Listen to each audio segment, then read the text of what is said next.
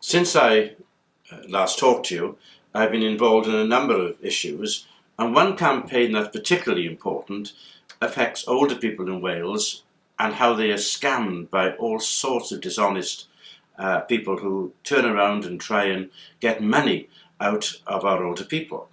Age Cymru, headed up by Jerry Keithley in this matter, is having a very good campaign about trying to protect vulnerable people in Wales from these scams. It can range from the old lady who was fiddled out of well over £250,000 for building work to much smaller but nevertheless very upsetting scams.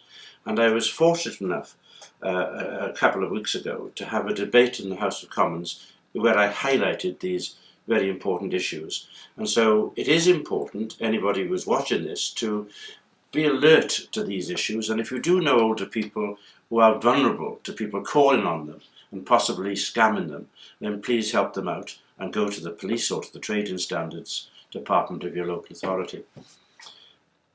In connection with that, we become aware now of lots of so-called green companies jumping on the bandwagon with regard to the government's Green Deal scheme, which in itself is a good scheme, trying to insulate houses and to make people warmer, particularly older people, in the winter.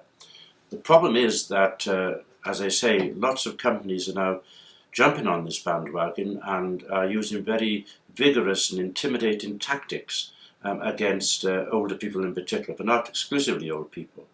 And in Torfaen alone, there have been well over 60 complaints about rather difficult tactics that have been used by these companies. My advice to anyone who has been approached by one of these so-called green companies is to check them out first. There is actually a website for the Green Deal upon which there are approved dealers, and you'd be well advised to go to those approved dealers rather than anybody who happens to knock your door. Be aware of them. Another issue which is important at the moment is the campaign to try and save our second fire engine in Cwmbran. Cwmbran is the 5th largest town in Wales and really does deserve at least 2 fire engines.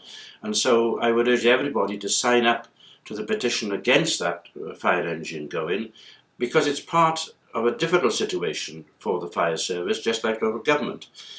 They have to face very serious cuts. Torfaen itself has to face up to nearly £40 million cuts over the next few years. But these are difficult times, and it's important to prioritise. And it seems to me that one of our biggest priorities is obviously to keep people safe, and therefore to have our fire engines still in Cwmbran.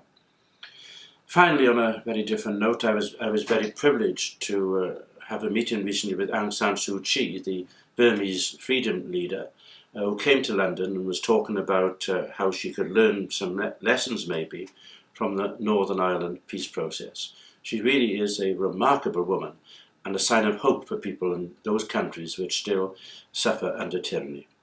Thanks for listening to me.